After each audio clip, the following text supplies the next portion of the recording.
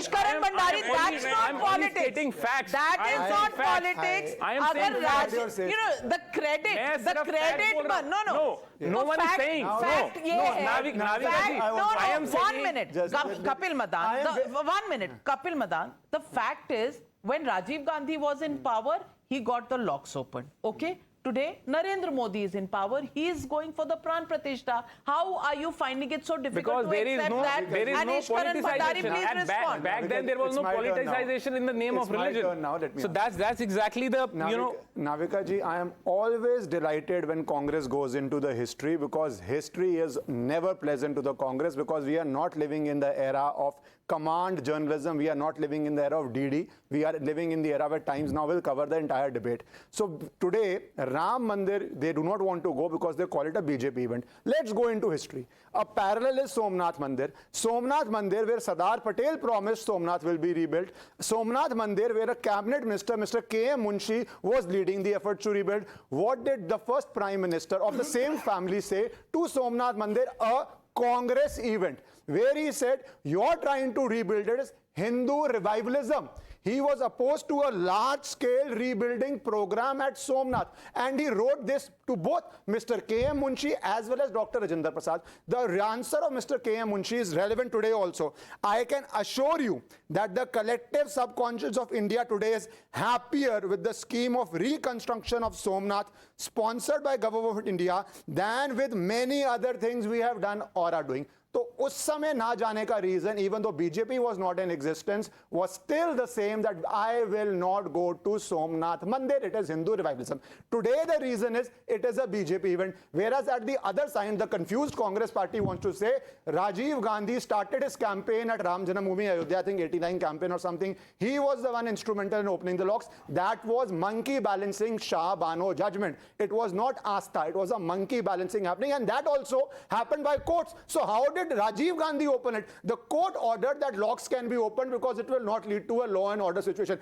But now when a court judgment comes and the Prime Minister proudly wants to go there, they say Prime Minister is getting it. So emphatically, let me just end it by saying, from beginning of Somnath to Ram Mandir, Congress has always been on the side of not going to Mandir, and they tried to stop Krishna Janmabhoomi and Kashi by Places of Worship Act again in the Congress government. And when Krishna Janmabhoomi happens, when Kashi proper happens after a court judgment, they will again be doing this debate, and I can bet they will again not attend it. Well, let me get in Mr. Akhilesh Katiyar. Akhilesh Katiyar ji, अब राम की भक्ति का समय है, 500 साल का इंतजार हुआ. This civilization has waited for 500 years. 3 lakh people have given up their lives, as historical records show us. 16 of them have been admitted to have, car sevaks have been admitted to have been killed by the Samajwadi Party government then in power. And even if it were many more, it has been stated by Mulayam Singh ji that that would have been done. Having said that, my question to you is, कुछ दिल बड़ा करने का समय नहीं आ गया? अखिलेश जी एक तरफ कह रहे हैं ना बीजेपी बुलाती है ना कांग्रेस, तो कांग्रेस ने नहीं बुलाया, आप उनके साथ तो बैठे हुए हैं. जिन्होंने निमंत्रण दिया उनको, जिन्होंने कार सेवकों को मारा, उनका बड़ा दिल नहीं आपको दिख रहा, लेकिन आपको नजर आ रहा है कि ये पॉलिटिक्स हो रही है. पॉलिटिक्स तब नहीं हुई थी? इस देश में पॉलिटिक्स हर चीज पर नहीं होती है? जी नाविका जी, 500 साल की लंबी यात्रा के बारे में आपने जिक्र किया. हम लोग आज़ादी के 75 साल के बाद बैठे हैं, सभी संगठन के लोग हैं, मंदिर बन रहा है, सभी लोग कह रहे भाई खुशी की बात है, सुप्रीम कोर्ट का जजमेंट आया, अब इस पर कोई बात नहीं करेगा, सुप्रीम कोर्ट सर्वोपरि है. माननीय सुप्रीम कोर्ट का जो बयान आ गया, फैसला आ गया.